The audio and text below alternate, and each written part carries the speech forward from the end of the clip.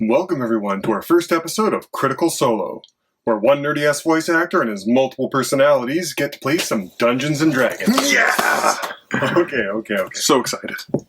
Now for tonight's show, we're going to be starting a new campaign where we're playing through the Spelljammer campaign that just came out. Everybody's going to be starting around level 5, so to kick things off, how about we go around the table and you introduce yourselves, say who your character is, their subclass, and the magic item that you chose to start with. Copernicus, why don't you go first? Yeah, I'd love to. So excited. My name's AJ. I'm going to be playing Lieutenant Copernicus Cumberbatch, who is very military and proper in his hipponess. And also, he has a companion, a little friend that travels with him, a miniature giant space hamster named Ensign Tibbs. And he's an arcane archer, Copernicus, not Tibbs. And the magic item that I chose is like a hat of intellect, headband of intellect, only it's a monocle of intellect. Thought it'd be more fitting for a gift. Awesome. Fighter. All right, now Ford, why don't you go? Yeah, sure, no problem. Hi, I'm AJ. I'll be playing Ford Patricor. He is a level 2 Tempest Cleric, a level 3 Fathomless Warlock.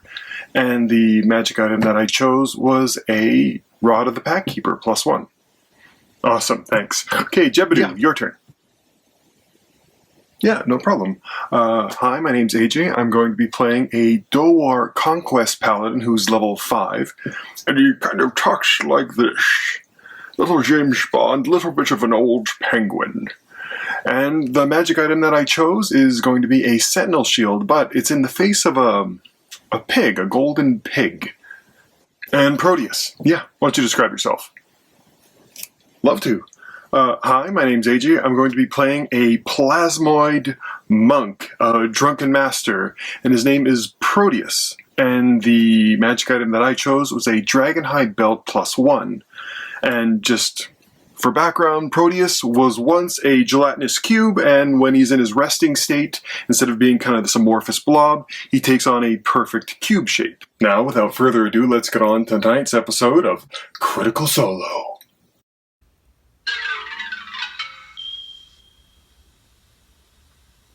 Caution.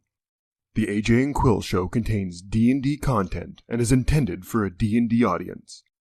And, besides that, they're really weird. With the recent reveal of Mert's Spelljammer Academy, many of the coastal cities along the Sword Coast like Neverwinter, Baldur's Gate, and Waterdeep have seen an influx of visitors from other planets and strange new places. Your adventure takes you to Baldur's Gate, a veritable nest of scum and villainy clinging to the rocky slopes overlooking the Cheonther River. From their high perches in the upper city, the local nobles, called patriarchs, gaze down with veiled contempt upon the common rabble in the grimy lower city, which hugs a foggy harbor where the local fishing boats share the harbor with trade vessels from far and wide. The whole of Baldur's Gate reeks of blood and crime and opportunity. A place where fame and fortune can be found around every corner. One can easily fathom why pirates and traders were drawn to this place like flies to a rotting carcass. Lately, everyone has been discussing the deluge of falling stars that has lit up the evening sky for the past several nights. Some say these celestial events are omens of impending disaster. Others believe that it's a precursor to the gods descending from the heavens to walk the lands once again like they did during the time of troubles. No one knows for sure. You come to the Elfsong Tavern, a local watering hole. It's a small place filled with a motley assortment of patrons and grisly trophies. You're just finishing up your evening meal while listening to the tavern's owner and proprietor, Alan Aelith, tell about being awakened last night by a loud crash coming. According to him, a giant crystalline vine burst from the ground and punched a hole straight through the roof of his friend and neighbor's Ellen Harbreeze's bakery. Well, it must have been divine punishment for the bad pies, the steep prices, and the non-stop gossip. And he gives a nervous chuckle. Now, Copernicus. We're going to start with you. You're inside the Elfsong Tavern enjoying a drink, and as you look around, you see that it's a large and elegantly built building, although somewhat dilapidated. The ground floor, where the taproom is, features a large bar with a large number of tables and drinks and dark, ominous booths for dark dealings. You see 3 comfy chairs angled towards the fireplace that hugs the eastern wall underneath the creaky wooden stairs that climbs to the second floor. Along the north wall, you see a couch with a drunk passed out in it. Next to the couch, you see a very familiar wooden sea chest that contains an assortment of games like Dragon's Chess and 3-Dragon Ante and cards and dice, and even like a nice couple of sets for playing Baldur's Bones, the local favorite game. As you look around, lighting is provided by many floating drift globes that hug the ceiling. They provide a nice, gentle, but even light around the tavern for you to see. The furniture is stout, it's strongly made, and there's a number of nicks and slashes from swords and knives, and individual tables are cordoned off with hanging tapestries along the western wall to provide more private conversations, although keep in mind that those tapestries, while providing visual blockage, don't actually stop sound from going through. And you notice quite pointedly that there is no bard and no music being played in the tavern. So, Copernicus, would you like to describe your character and say what you're doing inside the tavern? Alright, well, you see a large individual talking to an even larger individual. The first is a human wearing scale mail. He has a large purple tattoo on his face, and he's holding what appears to be in his hand a hamster. And almost mirroring him is the larger individual. You see a very well kept together military style uniform with breastplate and very immaculately kept, very neat and clean. And he's holding, in almost a similar pose, a second hamster, and their hands are almost touching. And the 2 hamsters are nosing each other, sniffing. They seem to be getting along. You hear the larger man with the tattoo on his face give out a hearty ho-ho as they part ways. And as they do, you see the larger man drawn up with his group, which has 2 elven-looking people, a halfling and a very gaunt-looking human. They exchange some quick words, and the elf, wearing pink wizardy-style robes, whispers an incantation, and they disappear out of the bar. Copernicus stands up, looks around, stares at his hamster. Tibbs! Look at you, man! Dress in deportment! You have a uniform, boy! And he reaches into his pocket, and he pulls out a very tiny beret, and he places it on the hamster's head, and the hamster kind of stiffens up and gives a little salute, and then scurries off onto his shoulder. Copernicus looks around and... Are there any open tables for Copernicus? Yeah, you see a bunch of open tables. Like, some have people on them, but there's a couple that are available, and ones that would accommodate a creature of your size. Even though you're medium, you're still quite large. Right, being a GIF, I failed to mention that. The most striking feature of this individual is he has a giant hippo head. Speaks very orderly and regimented. He walks over and finds a suitable table, and he plumps himself down and waits for the barkeep or the waiter or what have you to come over. All right, and as you do, a few minutes go by. It's busy, and you see 2 waiters, 2 males, humans, walking around and getting drinks and bringing up food and whatnot. Eventually, one comes over to you and comes up to your table, gives you a bit of a look, but he seems to be used to strange things kind of happening in this bar. And he addresses you and says, "Hi, I'm Foltis. Can I take your order?" Copernicus looks up at him. "Oh yes, I'm rather famished. I could use what's good here. I need something to drink, something to eat for me and my ensign Tibbs here." Well, the soup's always popular. The stew, it's potato and cheese today, I believe. Chef made it fresh from the pot. We serve melted cheese sandwiches, kind of our specialty. Spicy, not spicy, your choice. Pickles, smoked herring. For dessert, there's a nice order, freshly baked loaf pudding with syrup on top.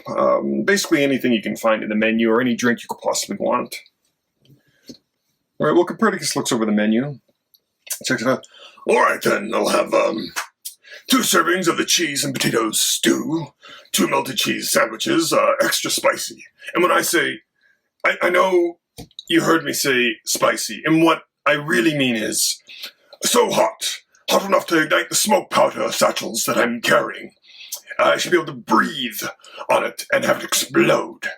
I'd also like some pickles and some dried herring, some crab cakes, and fruit. Do you have fruit?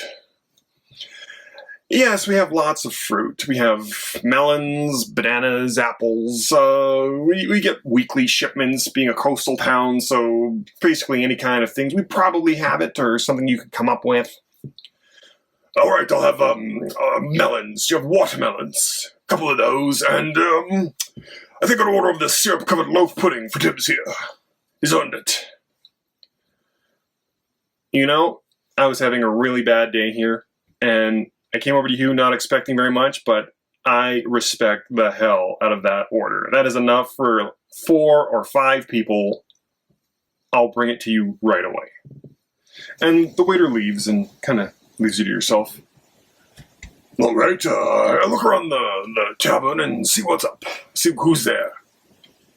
Well, you see, basically a normal tavern. It has a few patrons in here. It's evening time, so it's getting busier. There's a few people at the bar ordering drinks. A couple tables over, there's a bunch of individuals playing poker. Seems to be a large kind of gelatinous dessert up on the bar somehow. And the occasional people in corners. There's a few of the tapestry hidden tables. Some of them are closed, one of them is open. Nothing really suspicious or unusual for a tavern, honestly. All right, I'll dress Tibbs. He's clearly dressed, and I'll sit back and wait for food to come. Rather famished. All right, well, after, a reasonable amount of time, not too long. I mean, it is busy, but the waiter, named Faltus, comes over, and he has a couple orders of soup. He has the dried fish. He has the crab cakes, pickles, and melted cheese sandwiches. And he brought you a couple of, casks of ale. Delectable. Truly, truly delectable. How much do I owe you? Well, let's see. It's 1, 2, 3, 4, 5, 6, 7, 8. That'll be 1 1/2 gold pieces. All right, well, he reaches into his coin purse and hands it over. There you go, my good man. Now, keep the drinks coming. I have a very empty stomach and a very full coin purse, so let's enjoy the night, shall we? You know what? For you, you got it. And then he starts eating. Copernicus takes up one of the melons and hippo style, throws it into his mouth, just munches the watermelon down, and then proceeds to dig into his meal, pulls out Tibbs, gives him the syrup covered loaf pudding, and the hamster kind of just digs into it. All right, you see the hamster. He gets off. He's rather happy with himself, and then he starts just two-fisting the pudding loaf. The food's really good, delicious. The soup, they're very famous for it. It's kind of like an eternal soup. They just keep adding to it like every day, and it never really comes off the fire, but it's totally delicious. All right, then I'll sit back and enjoy my meal, and that's pretty much it. All right, awesome. Well, as you look around enjoying your meal, you see the table with the individuals gambling. There's 4 of them sitting around the table, and with that, Jebediah, I'd like you to introduce your character and say what you're doing. Yes, well, Jebediah Stumbleduck. He's rather short in stature, has a heavy cloak, very Jawa style, and he's playing a game of some kind of gambling game, naturally. Right. Yeah, there's 3 individuals at the table with 2 about the same size as you, small, halflings. Across from you directly is a human. He's got a set of cards in his hand. The other two have since, already folded and they're out of the game, and there's kind of a sizable pot of, coins sitting in front of you. And the human holds up his cards really close, keeping them close to his chest and his face. He's like, "All right, I call. Well, look at you here. You think you have the one up on me, do you? Well then, let's just increase the ante, shall we?" And he slides over, so let's say 50 more gold. "There, let's see how intimidating you are now."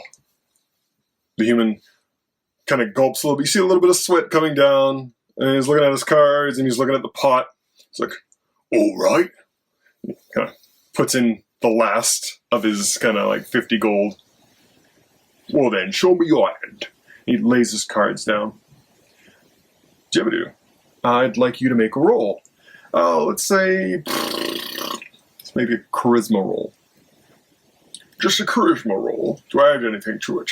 "No, just a straight charisma roll. Because you're a gambler, we're going to add your proficiency bonus to it." "All right then. Let's see. D20.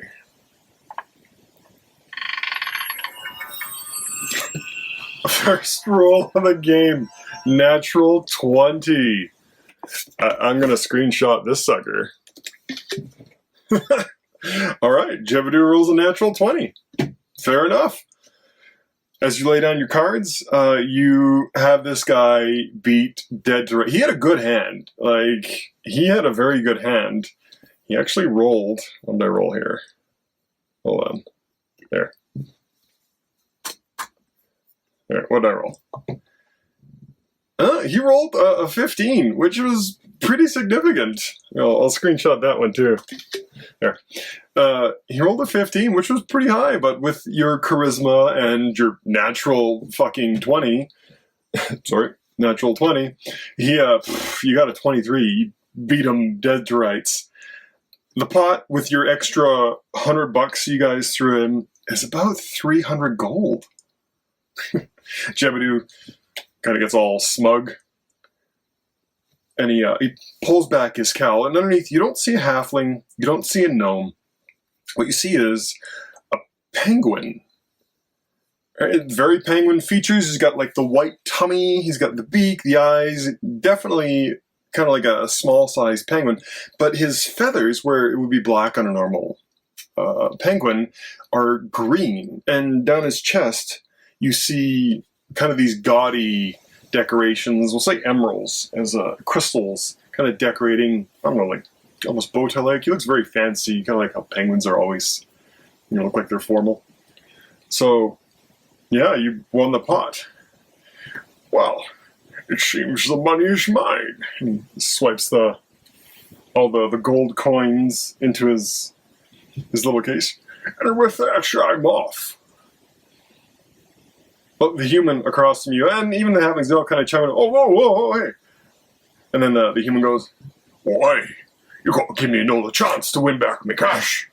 Right, sit down, play another hand." He looks back as he's got all the coins, and he stands up on his chair. He doesn't actually get any taller when he stands on the chair. He's about the same height, because his legs aren't very long.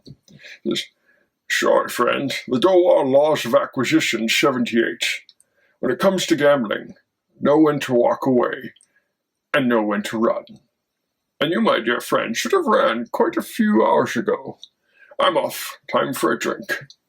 Kind of hops off the table. The chair to the table, it wasn't on the table. Hops off the chair and kind of waddles over to the bar and hops back up. He has his wings, he has digits on the ends of his wings, but he doesn't really use them all that much. To get on the table, he kind of slaps his chest and his chin up on the thing, and his little feet kind of scurry up the side of the stool. And he gets onto the top. And then sits there and waits for the tavern keeper. Well, alright, behind the bar is Alan Aelith. He's the owner, and he's also the bartender and the proprietor. He's serving drinks, but he notices you eventually, and he comes over, and he's like, "Well, how there, my little friend? I've not seen one of your kind over here." And Jebediah looks at him and says, "Well, we Doar do tend to get around, although I haven't seen very much here either. would I be able to order a drink? Well, of course. What do you be having? Well, I'd much, what do you have? We have all sorts of alcohol, you name it, we probably have it somewhere. Well, Joe, our alcohol doesn't really affect us the same way. I could drink that all night and all it would do is make me fall. But, do you have any apple juice? Apple juice, you say? Probably? Let me have a look. He goes back and he kind of hollers into the kitchen. Hey, do you have any apple juice back there? And you hear kind of like these muffled kind of hollers and whatnot. You can't really make out what they're saying. But eventually you see like a hand kind of appear and it hands him a glass, pitcher full of apple juice. Well, lo and behold, we have some apple juice right here. Fresh from the squeeze.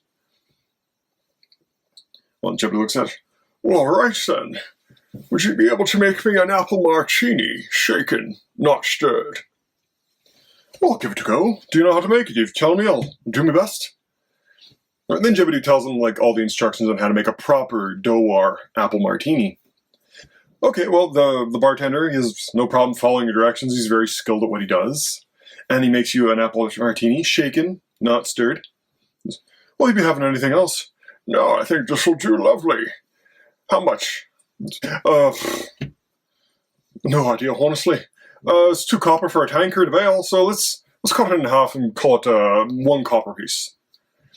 Well, Jebby reaches into his pocket and he pulls out 5 copper pieces, puts them on the table.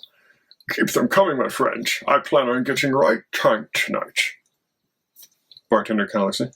If you don't mind me asking, what are you doing here?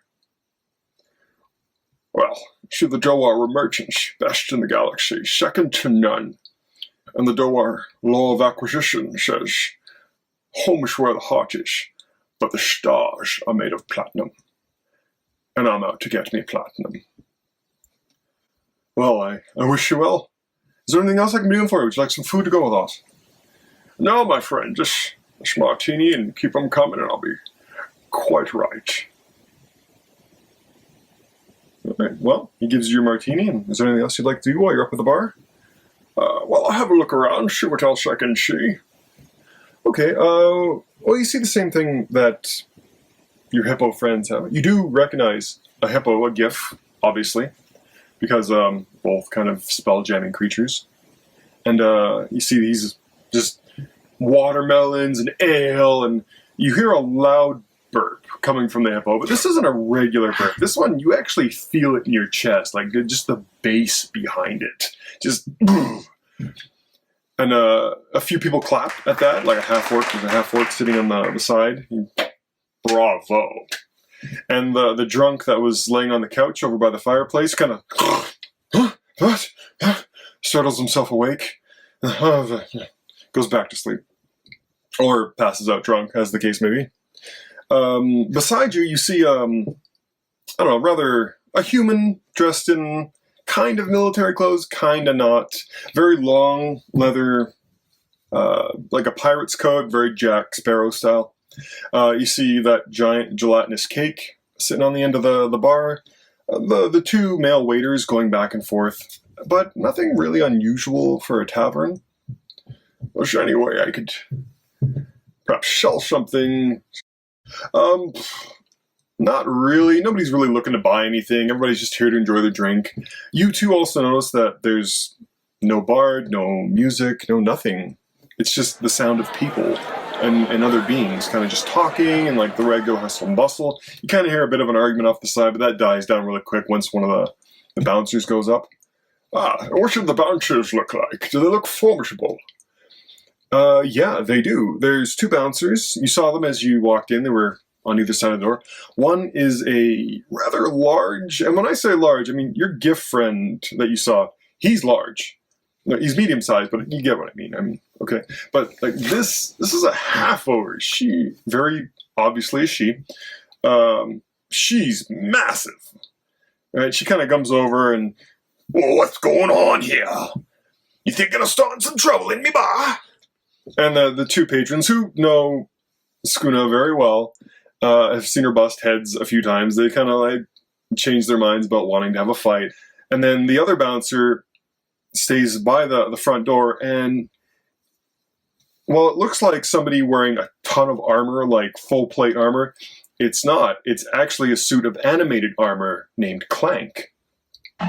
Very robotic in its movements, very kind of monotone in how he speaks, but he doesn't really make a move to go stop the fight. He's just watching the rest of the bar while Skuna kind of stops the fight. He knows he's not needed because she can certainly handle herself without any issues. Well, all right, then I'll sit back and enjoy my apple martini. If there's any hot-looking birds about, I might go up and give them a bit of a chin wag. There's a couple good-looking people around, men and women, whichever your case may be. There's a few elves, not astral elves that you would be more aware of, but just like kind of terrestrial elves. There's a rather attractive female elf over by one of the tables. There's a good-looking male elf. He's off in one of the kind of the enclosures, but he's not by himself. He has some people with him. It's all right. I'll keep my eye on the female elf, and if she seems rather interested or wanting somebody to approach, then I will. If not, I'll quite content to enjoy my drink. Actually, after that first martini hit, you see that Jeopardy's getting a little warm, little friendly, little rosy cheeks through the feathers. Alan, my good man, second one, please. He's already got it ready. You knew it was coming. It's even got like a nice little twist of lemon. A lemon twist kind of hanging up, like the peel hanging off the side. Delectable. Well, all right. Well, at the bar, as you look around, you see towards the end of the bar, as the night kind of goes on, the giant gelatinous cake. It's blue in color, like kind of see-through jello blue. And it's just kind of sitting there, but eventually at one point when Alan goes by it, right, you see it kind of ripples, like somebody shook it. And then as that happens, a very nondescript humanoid-style head pops out of the top. It's a perfect square, or a cube, I mean, but like a jello cube. Like imagine a gelatinous cube that was like see-through blue color and medium-sized. That's what he looks like, or what this creature looks like, or this thing looks like, however you want to call it. And as this very kind of nondescript humanoid head comes, it doesn't have features really. It's more like that kind of mannequin-y look. As the head pops out, you see the Alan kind of give a start look. Oh, I'm sorry. I thought you were dessert. Wasn't quite sure what was going on with this. Reply. Completely understandable. I have been sitting here for some time observing everyone and have made no indication that I was a being. Oh, well, since you clearly are, is there anything I can be getting you for you? Response. Absolutely. I would much enjoy some kind of alcoholic beverage. All right. I didn't even know that you could drink. If you don't mind me asking, what are you? If that's not too rude, I suppose. Reply. I am a plasmoid. We are a species of ooze creatures. Further commentary. About that drink. Oh, of course. It's just idle curiosity. Barkeep, after all. It's my job to kind of ask questions and be interested in people. Or beings. Sarcastic response. I completely understand, and I do appreciate your interest. And as a patron, it is my job to be interested in your wares. Further commentary. About that drink. Right, drink. We have basically anything to be interested in. Wine, mead, stout, ale, grog, whatever you're wanting. Consideration. Question. Do you have any czar? Explanation. I was in Waterdeep, and I had a sample of it, and it was quite delightful. Anecdote. I may have drinking too much, but it was worth it. Czar? Yeah, we have some czar. Had a shipment come in a couple of nights back, but nobody really orders it down here. It's more of a Waterdeep thing. But, absolutely, we can get you some. He kind of scurries about, and he looks underneath the bar, and it's not there. Looks back, he has kind of like a wine shelf with a bunch of different assorted bottles of wine. You see some green spider blood wine. You see some dragon stout. You see some weird shaped bottle that's clearly dwarven. based on what it looks like and the fact that it has a giant dwarven face on the outside and it says Handseath across it. And eventually he finds another bottle, a little dusty, pulls it out. All right then, how do you want to be drinking this? Glass, tall glass, or just hand you the bottle? Response. The bottle will be fine. A glass is not necessary. So Alan's looking at the bottle, and he's kind of looking at you, he's like, so do you want me to just kind of shove it in there? Sarcastic response. You would have to buy me dinner first. Ha ha. Response. Yes, you may certainly just insert it into what you would call a mouth. I'll do the rest. Well, all right then. Do you want the whole bottle? Answer. Yes, the whole bottle will do nicely. Thank you. Okay, so Alan, he takes the bottle, he kind of uncorks it, and he looks at you, and not really sure where to put it. You don't really have a mouth, per se. I mean, you can make one. Well, Proteus, that's his name. He's a plasmoid named Proteus. The head kind of disappears into the gelatinous cube look, and a bit of a divot forms, almost like a small indent where the bottle would fit. And then Proteus says, Directions. You may place the bottle inside the divot I've created. I'll handle the rest. all right then. He takes the bottle, he kind of upends it into that small little bottle-shaped crevice you made in the top flat. Without your head, how are you talking? The outside vibrates. The outside of the plasmoid still vibrates. He doesn't really need the head shape to be able to speak. The outside you see kind of ripples. He's forcing the vibrations through his membranes. All right then, he puts the bottle in. And as he does, you see the bottle slowly start to drain, and your kind of amoeba-like body starts to form kind of like a vessel inside as the Tsar drains into it. And once it's all empty, the bottle kind of falls off to the side and the top closes up. And you see kind of this spheroid inside your transparent body that contains the wine. And as the membranes surrounding that were on the inside kind of dissolve away, you see the liquid of the Tsar, the golden kind of orangey liquid, kind of dissipate and diffuse through your whole being. Enjoyment. That is delicious. Thank you so much. And then he goes back to being kind of a cube. Is there anything else I can hand you there? I'm sorry, I didn't get your name. Reply. You may call me Proteus. Well, all right then, Proteus. Pleasure to make your acquaintance. If you need anything else, just give me a holler, or can you wave? And you see Proteus, kind of a pseudopod extends from the side. It's like pseudopod-like, but the end forms into a hand shape, and it wiggles its fingers. Response. Absolutely. And then it kind of sucks back in. And is there anything else you want to do? You're enjoying kind of your Tsar. You're feeling good, feeling loose, nice and kind of warm on your gelatinous inside as it diffuses kind of through your whole being. Well, Proteus, he'll look around a little bit, I think. There's the penguin, there's the regular patrons, the GIF. I think you would recognize both of those as a plasmoid from the Astral Sea. Who's the guy? There was another one beside at the bar, or is there any more people at the bar? Yeah, there's one more guy, a male, human. He's at the bar. He's wearing kind of like that Jack Sparrow leather coat, kind of military-esque. He's got a goatee, tan skin, dark hair, blue eyes. All right, nothing. Proteus is just going to sit back and enjoy the drink. All right, well, as you're enjoying it, you see a couple patrons walk by. Two of them quite inebriated, obviously. A guy and a girl, probably here on a date. You're not too sure. I mean, you're a plasma. You don't really get human relationships. But it's a human and a half elf. And the human, the male, comes up and he's kind of staring at you. And he, gives you a poke. Boom. And as he pokes you kind of see, these ripples kind of go out and jello, you begin to sway. When that happens, Proteus's pseudopod kind of comes out to one side.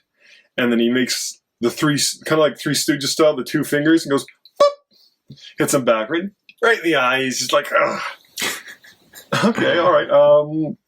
Like, are you hitting this guy? Are you like attacking him, or are you just kind of like pop, like just doing it back to him? Oh, Proteus is just doing it back to him. He's not like trying to hurt him or anything. Okay. All right. Just make an unarmed strike, and we'll just say it's 1 damage. You're just poking him back in the eyes, or giving him a bit of a slap, so he doesn't do it anymore. Okay. Proteus rolled a 15 plus 6, 21. Yeah, that'll do it. That's way more than enough that you need to hit this guy. He takes 1 damage and he's boink! And like, grabs his like, oh! Sorry, thought you were something else. And like, his, the half-elven girl that's with him kind of gives a bit of a chuckle and she starts to get flustered and she's all embarrassed and she kind of drags him out and you hear her like, we're going home! Is there anything else that you're wanting to do? No, that's all right. That's good. I think that's enough interaction for my plasmoid. Okay, and as you're kind of looking around the bar, Ford, yeah, you're there. You're sitting up at the bar. You have a drink in your hands, and would you please describe your character? So you see Ford. He's at the bar. He's clearly very troubled, brooding, bright blue eyes, color of the sea after a storm. The pirate-style trench coat. And there's a storm very obviously welling up inside of him. He looks at his drink and he kind of swirls it in his hand. There's ice in it as well, and there's like a little stir stick. It's whiskey. It's halfling apple whiskey, if that makes a difference. But you see the swirling whiskey kind of make a maelstrom, a whirlpool inside the drink. But that maelstrom kind of starts to take shape, and nobody really notices. It's not something that's super obvious, but he sees it. Maybe he's the only one that sees it. But it takes the form of a snake. But like a snake made of liquid. It's similar to how Proteus kind of is like that formless humanoid face. The snake is the same, and it's in the drink. And he's talking to it. So now what do we do? I resigned. I couldn't keep going, not after what I seen. I could go back to my family, but noble life, patriarchal life, really doesn't interest me. Bunch of primping peacocks trying to screw each other over every chance they get. I just as soon put my fist through their mouth as I would sit in a room and have a drink with them. So what do we do, my friend? And as he says that, the kind of snake appearance disappears in the drink, leaving you alone. And that's when the barkeep comes up, Alan. He's seen brooding people at the bar before. It's kind of a common thing at bars. He's very used to it. Well, hello there, sailor. That's not a pickup line. I just noticing your getup. I can only assume you're probably one of the Marines that guard the harbor there. You have a good eye, barkeep. I thought I'd be a little bit more discreet, but... Oh, no. Don't be worrying about that. I got a keen eye. I'm used to seeing these things. I see what a lot of people wouldn't. And, between you and me, I'm rather a bit older than I look. And as you look at him, he appears young. He looks like he's in his, early 30s. But then you see kind of the hint of pointed ears off to the side. And then you realize this guy's probably a half-elf, some kind of... Definitely a half-elf anyway. And you know very well that they don't really age at the same rate humans do. So he could very well be in his 50s or his 60s. And he's very well kept, very polite, and he's still looking at you. If you need anything, you let me know. Part of a bartender's job is to talk to the customers and help people out of whatever misery or particular demon happens to be jumping on their back. And Ford looks at you. Demon's not the right word, but I get your meaning. Thank you. You know what? Just another glass of this whiskey, because he slams it back.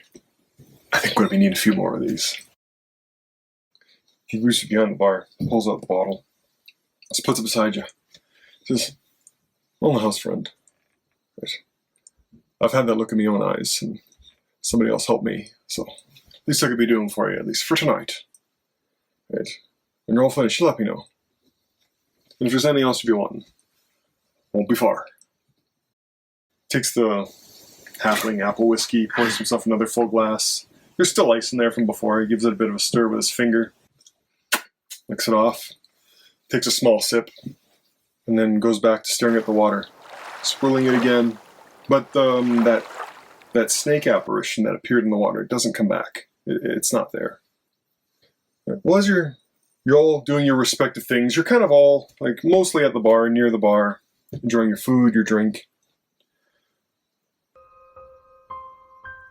You've been watching, and dusk has been approaching. The sun's been slowly setting. And the tavern, all of a sudden, starts to fill with this ghostly lamentation. A soft but hauntingly beautiful elven voice begins to sing. And as it does so, every single patron in the bar stops talking.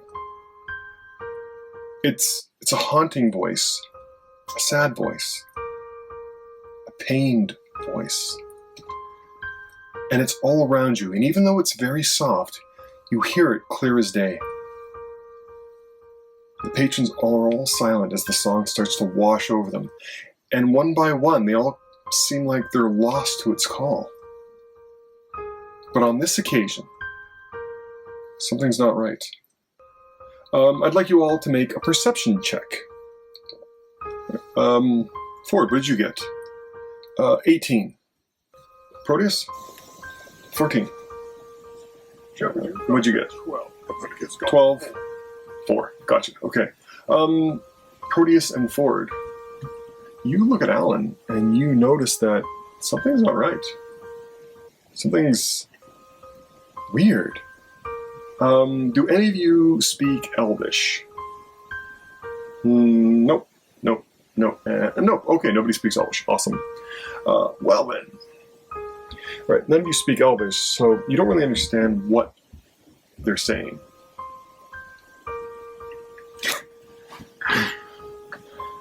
But you look at Alan, and something's clearly wrong. And kind of like looks back. To you, Ford, and Proteus. It's a beautiful song, isn't it? I've heard it 100 times. And each time, it still moves me heart.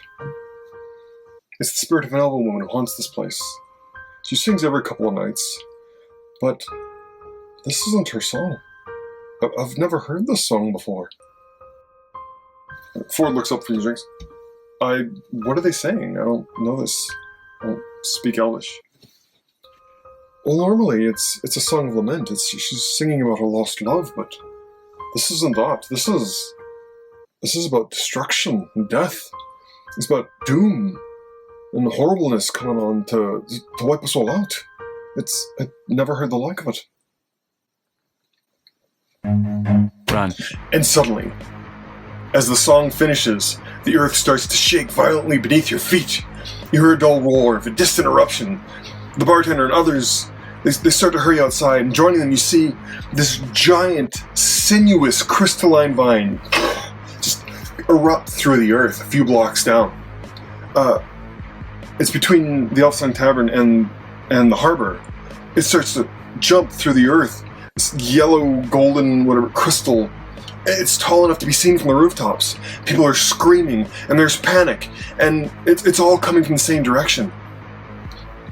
Things start to shake, the building starts to creak and ache, and tables are flowing over. And you see a sailor, a woman, she jumps up from her seat, like, I think it's time for that I return to my ship. You're welcome to join me. And with that, she makes her way towards the docks, out the door and towards the docks, towards that giant thing. And the ground churns, and there's more eruptions, and there's bursts through the streets all around you. From the sites where the smaller vines are creeping through the earth, you see them start to move and uproot themselves, and they begin lurching in the streets, almost like zombie plants, just outside the Elfsong Tavern. And they're driving panicked citizens before them, and there's an enormous vine in the distance over here and over there. What do you do?